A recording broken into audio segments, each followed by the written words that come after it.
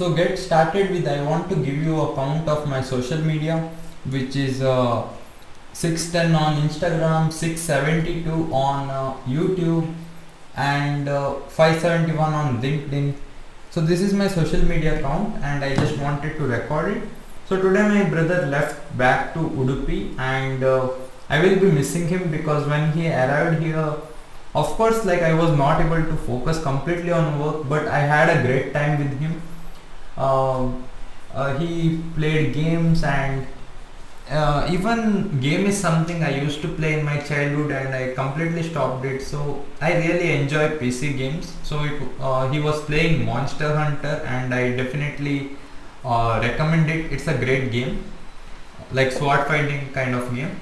So basically right now the time is 12:28 and I am awake till now just because of, even though I have gym tomorrow, I am awake till now because I was recording a video for Yes Hub, and I promised Yes Hub that I will make a video on freelancing. So after it's completed, I urge you to watch that video because I shared exactly like how to get started as a freelancer, how to find job, and my experience, and also how I plan to scale from freelancing to entrepreneurship and have my own business one day. So basically it's a combo of everything, but a small part of that video I want to share over here.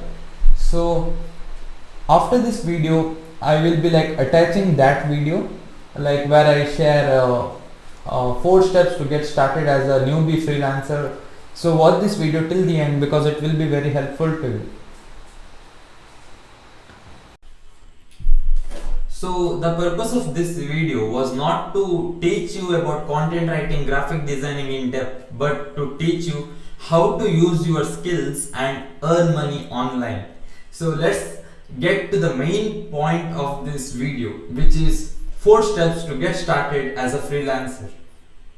So the 4-step process is outreach, content creation, closing clients, finish work and get paid. By outreach, I mean you have to reach out to 10 to 15 people every single day on different social media platforms.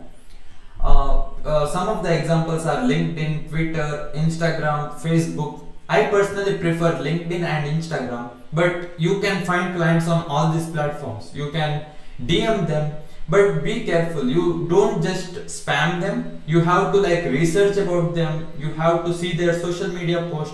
You have to see how, or by taking your services, how their life can be better, how they can make more money, and you have to write your message in such a way that they will accept you. So do this to 10 to 15 people every single day for the coming 30 days.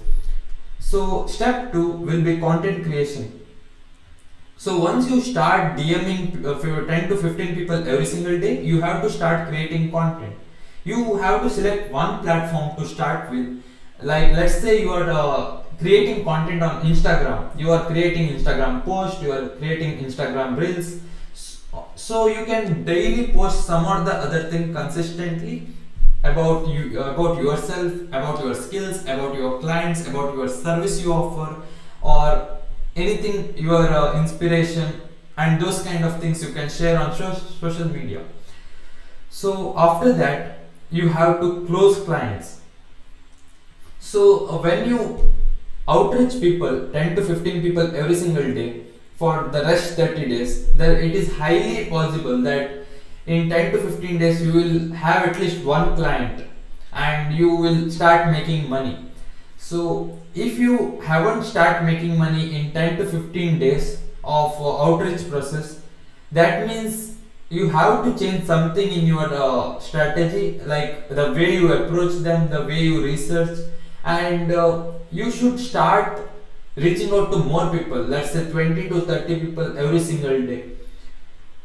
So after closing clients, you have to finish work and get paid. Now it's time for whatever they paid you, you have to finish your service and get paid.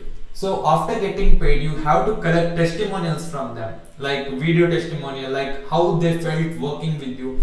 So if you do that, this will be helpful in future to show others that what kind of service you offer. So this is the process of freelancing. It might be hard, but yes, this is the hard struggle which every freelancer goes, and even you have to taste. So to tell you about some of the important things in freelancing, it is the payment platform.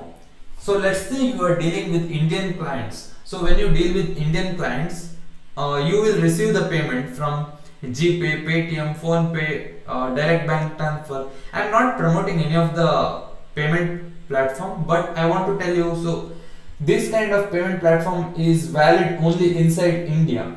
At least the time I am making this video, this platform accept payment only in India. So let's say your client is from USA. How will you collect money from them? This payment platform won't work. Even this was the mistake I did, and I was not able to collect money from a US person. So in the case of international payment, there are payment platform like Payoneer or PayPal. So using these two platforms, you can collect money internationally in terms of dollars.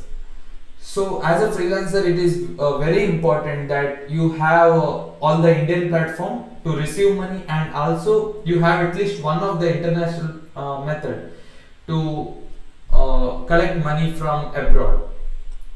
So after all this, I just want to tell you that you should have a credit card, not credit card, it can be a debit card like MasterCard or Visa, so that whenever you want to outsource any work, you can pay anyone and like just outsource your work. So basically there are some more things to keep in mind. So when you do any freelancing work, if someone asks you to do some kind of security deposit, never ever do that, because as a freelancer you should be the one who is getting paid, not the other way around.